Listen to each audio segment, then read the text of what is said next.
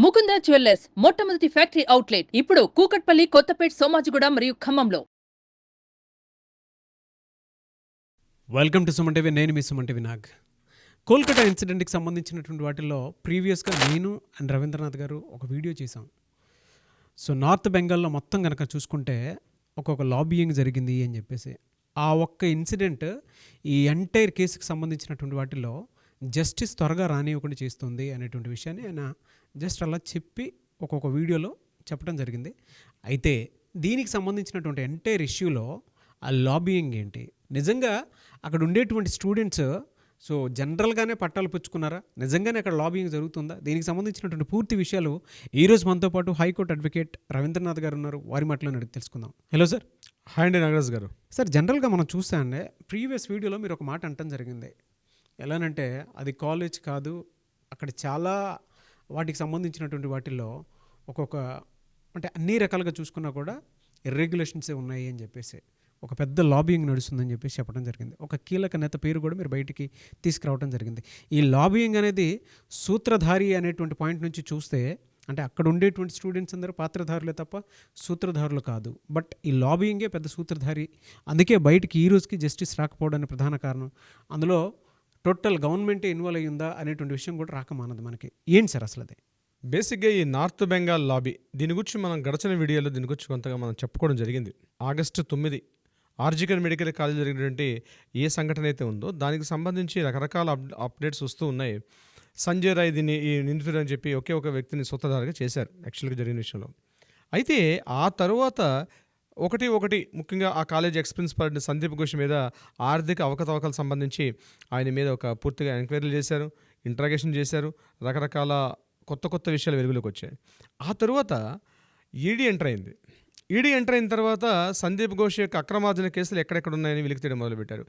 ఇందులో భాగంగా సిబిఐ వాళ్ళు ఎంక్వైరీ చేస్తున్న విషయంలోనే ఈ నార్త్ బెంగాల్ లాబీ అనేటువంటి ఒక వర్డ్ బాగా రిపీటెడ్గా వినిపించడం జరిగింది.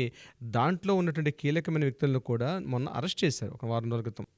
వాళ్ళని అరెస్ట్ చేసి వాళ్ళని ఇంట్రాగేషన్ చేసిన తర్వాత వాళ్ళు చెప్తున్నటువంటి ఆ విషయాలు ఒకటి ఎక్కడంటే తీగలాగితే డొంకంతా కదులుతుంది అన్నట్టుగా విస్తుపోయే విషయాలు బయటకు వస్తున్నాయి దీనికి సంబంధించి. అసలు ఈ నార్త్ బెంగాల్ లాబీ అంటే ఏంటంది, ఈ విషయంలో మిమ్మల్ని అంటే మనకు అందిన ఇన్ఫర్మేషన్ మేరకు మిమ్మల్ని చెప్పే ప్రయత్నం చేస్తాను నాగరాజ్ గారు. ఈ నార్త్ బెంగాల్ లాబీ అన్నది కలకట్టా నార్త్ సైడ్ ఉండే ఒక మెడికల్ కాలేజ్. అది కాలేజ్ యాక్చువల్గా north Calcutta medical college, north medical college. ఇది నార్త్ సైడ్ ఉంటుంది. అయితే ఈ నార్త్ బెంగాల్ లాబీ అనే వర్డ్ ఎలా వచ్చింది యాక్చువల్గా అంటే దీనికి ఏమైనా జియోగ్రఫికల్ అథెంటికేషన్ ఉందా? ఏమీ లేదండి. ఆ కాలేజీని బేస్ చేసుకొని ఒక ముఠా పనిచేస్తుంది, ఒక మాఫియా వ్యవస్థ పనిచేస్తుంది నార్త్ బెంగాల్ కాలేజీ బేస్ చేసుకొని. ఆ మొత్తం మీకు వెస్ట్ బెంగాల్లో 48 గవర్నమెంట్ మెడికల్ కాలేజీలు అంటే ప్రభుత్వ వైద్య కళాశాలలు, ఆరోగ్య శాఖ, మంత్రిత్వ శాఖ, ఇవి రెండు జోనర్స్. ఇవి గవర్నమెంట్ మెడికల్ కాలేజీలు, మెడికల్ కాలేజీ బేస్ చేసుకున్నటువంటి మెడికల్ హాస్పిటల్స్, ఈ పక్కన వైద్య ఆరోగ్య శాఖ, ఇవన్నీ కూడా సింక్ అయ్యి నార్త్ మెడికల్ కాలేజ్ ఉన్నటువంటి ఏదైతే మనం చెప్తున్నామో ఇక్కడ నుంచి ఒక లాబింగ్ స్టార్ట్ అవుతుందన్నమాట. అంటే టోటల్ సెంట్రలైజ్. ఇది ఒక 10 years బ్యాక్ ఈ వ్యవస్థని ఇక్కడ కొంతమంది డాక్టర్స్ ఏర్పాటు చేయడం జరిగింది. నేను ఈ వీడియో మధ్యలో మీకు ఆ పేర్లు కూడా రివీల్ చేస్తాను, ఎలా చేస్తున్నారో నేను చెప్తాను. దాని తర్వాత అసలు సంఘటనలోకి వెళ్తే ప్రయత్నం చేస్తాను. అయితే ఈ నార్త్ మెడికల్ కాలేజ్ ఉన్నటువంటి వ్యక్తులందరూ కూడా ఒక సిండికేట్గా ఫామ్ అయ్యారు. ఇందులో కాలేజీ ప్రిన్సిపాల్స్ ఉన్నారు, కరస్పాండెంట్స్ ఉన్నారు, అట్ ద సేమ్ టైం కొంతమంది తృణమూల కాంగ్రెస్ పార్టీ యొక్క ఎమ్మెల్యేలు కూడా ఇందులో ఉన్నారు. నేను నిన్న రివీల్ చేసినట్టుగా తృణమూల పార్టీ కాంగ్రెస్ నుండి ఈ సోనార్పూర్కి చెందినటువంటి ఎమ్మెల్యే అయినటువంటి డాక్టర్ సుదీప్ రాయ్ దీంట్లో ప్రధాన సూత్రధారిగా మనం చెప్పడం జరిగింది. అతన్ని అరెస్ట్ చేసిన తర్వాత మరికొన్ని విస్తుగొలిపే విషయాలు బయటకు వచ్చాయి. అయితే వీళ్ళు ఎలా చేస్తారు? నార్త్ మెడికల్ కాలేజీని కేంద్రంగా చేసుకొని వీళ్ళకి ప్రతి మెడికల్ కాలేజీలో గవర్నమెంట్, నేను చెప్పేంత కూడా గవర్నమెంట్ మెడికల్ కాలేజ్ సంబంధించిన నాగరాజ్ గారు, ప్రైవేట్ మెడికల్ కాలేజ్ సంబంధించింది కాదు.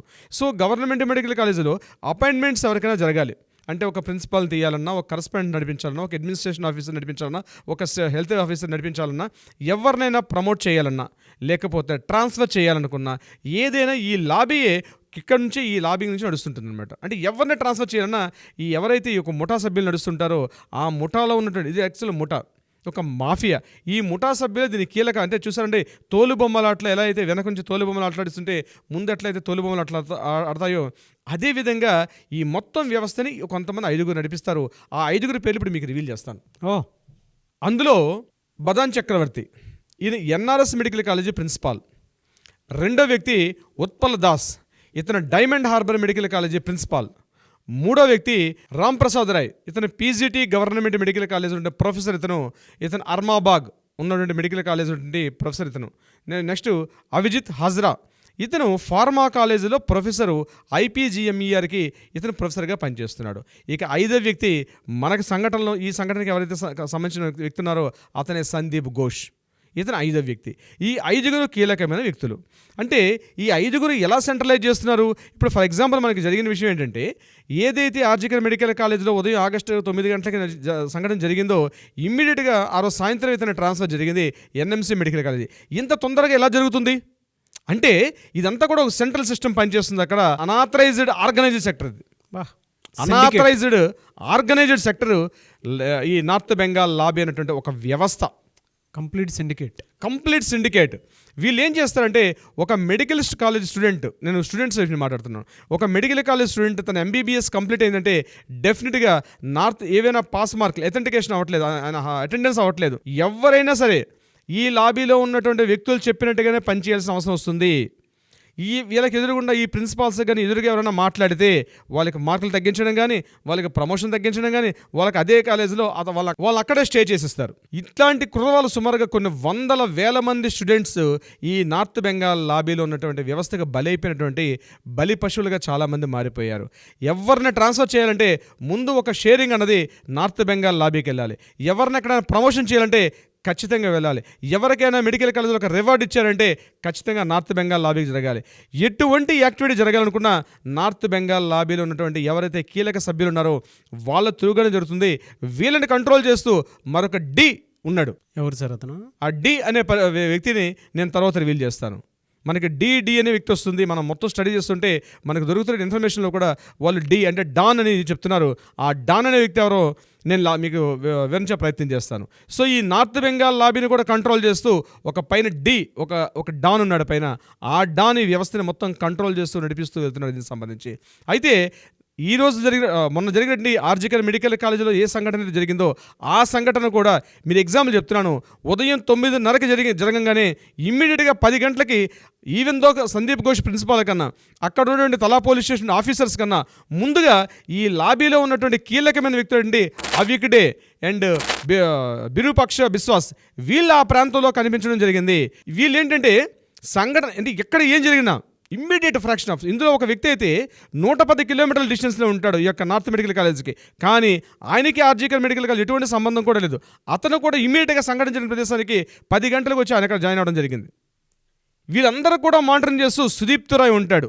సుదీప్తి రాయ్ కంప్లీట్గా అతను ఒక ప్రెజెంట్ ఎమ్మెల్యేగా అట్ ద సేమ్ టైం డాక్టర్గా. ఇందులో కూడా ప్రధానంగా ఆర్థోపెడిక్ సర్జన్స్ యొక్క పాత్ర ఎక్కువగా ఉంటుంది. ఇందులో ఉన్నట్టు నేను చెప్పినట్టు ఐదుగురు 5 నేమ్స్ ఏది చెప్పాను, ఇందులో మోస్ట్ ఆఫ్ ఎక్కువ కూడా ఆర్థోపెడిక్ సర్జన్సే వీళ్ళందరూ కూడా. అంటే ఆర్థోపెడిక్ సర్జన్స్ వ్యవస్థలో ఈ యొక్క నార్త్ బెంగాల్ లాబీ వ్యవస్థ పనిచేస్తూ ఉంటుంది. ఈవెన్ దో ఎంబీబీఎస్ స్టూడెంట్ చదివిన ఒక పీజీ స్టూడెంట్ ట్రాన్స్ఫర్ కావాలనుకున్నా, ఆయనకి ప్రమోషన్ ఇవ్వాలన్నా, ఈవెన్ దో ఆయనకి సర్టిఫికేట్ ఇష్యూ చేయాలన్నా ప్రతి విషయంలో కూడా నార్త్ బెంగాల్ లాబీ ఒక ముఠా మాఫియా పనిచేస్తుంటుంది. గడిచిన దశాబ్ద కాలంలో ఎంతో వీళ్ళు పాతుకుపోయినారు. ఎప్పుడైతే సిబిఐ ఇంట్రాగేషన్స్కి వీళ్ళని అరెస్ట్ చేశారో ఈ 5 పేర్లు బయటకు వచ్చాయి. ఇంకా తవ్వుతున్న కొద్దీ కొత్త విషయాలు వెలుగులోకి వస్తున్నాయి. కొన్ని సంఘటనలు ఎంత దారుణం అంటే నాగరాజు గారు, హ్యూమన్ ట్రాఫికింగ్లో కూడా నార్త్ బెంగాల్ లాబీ పనిచేస్తుంది. ఇందులో సెక్స్ రాకెట్ ఉంది. నార్త్ బెంగాల్ లాబీ ఇస్ కీలకమైనది. హ్యూమన్ ట్రాఫికింగ్ ముఖ్యంగా దీనికి సంబంధించి చాలా కీలకమైన విషయాలు ఉన్నాయి. అట్ ద సేమ్ టైం అవయవాల యొక్క మార్పిడి, ఎక్స్పోర్ట్ జరుగుతున్నాయి. ఈ యొక్క కాలేజ్ నుంచి ప్రతి కాలేజ్ నుంచి కూడా ఎక్స్పోర్ట్స్ అవుతున్నాయి. దీని మీద ఒక సిండికేట్ ఫామ్ అయినా దీని అందరూ మానిటరింగ్ చేస్తారు. ఒక ప్రభుత్వ వ్యవస్థకి ప్యారలల్ గవర్నమెంట్ నడుస్తుంది. గవర్నమెంట్ మెడికల్ కాలేజీకి ప్యారలల్ గవర్నమెంట్ మెడికల్ కాలేజ్ నడుస్తుంది. ఎప్పుడైతే ఆగస్టు 9 సంఘటన జరిగిందో health department is the parallel యాక్చువల్గా గవర్నమెంట్ బాడీ హెల్త్ డిపార్ట్మెంట్ అంది. గవర్నమెంట్ మెడికల్ కాలేజ్ ఒక కాలేజీ వ్యవస్థ. అయితే ఈ కాలేజీలు హాస్పిటల్స్ పైన ఒక syndication form is the north Bengal lobby. Even though ఈ నార్త్ బెంగాల్ లాబీ గవర్నమెంట్ కాలేజీ వ్యవస్థనే కాకుండా హెల్త్ డిపార్ట్మెంట్ కూడా ఇన్ఫ్లుయెన్స్ చేసే పరిస్థితిలో పడ్డారు వీళ్ళు. కానీ హెల్త్ డిపార్ట్మెంట్ మాత్రం వీళ్ళని ఎప్పుడు దగ్గర రానియకుండా పేర్లలుగా ఎప్పుడు గడిచిన దశాబ్ద కాలంలో ప్రతి చిన్న విషయంలో ఒక టెండర్ నోటీస్ రిలీజ్ చేయాలనుకున్నా, ఒక చిన్న కాలేజీలో వర్క్ జరగాలనుకున్నా నార్త్ బెంగాల్ లాబీకి రావాల్సిన షేర్ వస్తేనే హెల్త్ డిపార్ట్మెంట్ నుంచి రావాల్సిన ఫండ్స్ రిలీజ్ అయ్యాయి. ఈ విషయంలో నార్త్ బెంగాల్ లాబీకి హెల్త్ డిపార్ట్మెంట్ మధ్య ఎప్పుడూ వార్స్ జరుగుతూ ఉండేటి. ఎప్పుడైతే మనకి ఆగస్టు 9 సిండికేట్ ఈ విషయం ఈ రేప్ అండ్ మర్డర్ కేసు బయటకు వచ్చిందో ఈ హెల్త్ డిపార్ట్మెంట్లో ఆఫీసర్స్ అందరూ కూడా వాళ్ళు ఇప్పుడు బయటకు వచ్చి ప్రతి వాయిస్ చెప్తున్నారు, నార్త్ బెంగాల్ కాలేజీ ఎన్ని రకాలుగా కంట్రోల్ చేస్తుంది, ఇందులో మమ్మల్ని ఏ రకంగా ఇన్ఫ్లుయెన్స్ చేస్తుంది, ఎగ్జాంపుల్స్తో సహా చెప్తుంటే విస్తుపోతున్నారు అక్కడ సోషల్ మీడియా, లోకల్ మీడియా అంతా కూడా. ఈ కథనాలన్నీ కూడా లోకల్ మీడియాలో సీరియల్గా వస్తున్నాయి. నార్త్ బెంగాల్ లాబీ కీలక పాత్ర సుదీప్ రాయ్ కూడా వెళ్ళిపోయాడు. అయితే డి అనే వ్యక్తి ఎవరంది బహుశా మీకు నెక్స్ట్ ఎపిసోడ్లో మీకు రివీల్ చేస్తాను నాగరాజ్ గారు. కొంచెం మీరు చెప్తుంటే అది ఎవరు అనేది ఆ క్యూరియాసిటీ కూడా ఉంది. ఎందుకంటే ఇందులో చాలా నేషనల్ వైడ్ చూసుకున్నా కూడా ఇది అతిపెద్ద స్కామ్ అని చెప్పడంలో ఏమాత్రం సందేహం లేదు. ఎవరు సార్ ఆ డాన్? అంటే ఇంకొక ఎపిసోడ్ ఉందండి, అది కంప్లీట్ చేశాక అప్పుడు డాన్ ఆటోమేటిక్గా మీకు రివీల్ చేసే అవకాశం ఉంటుంది.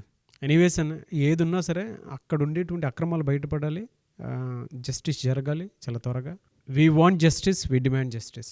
నాగరాజు గారు, దీనికి సంబంధించి ఈ వీడియోలో రివీల్ చేసేటసరికి ఈ టోటల్ స్టోరీలో డీని రివీల్ చేయాలంటే కొంత సమయాభావం సరిపోదు, లెంగ్తీ అయిపోతుంది వీడియో.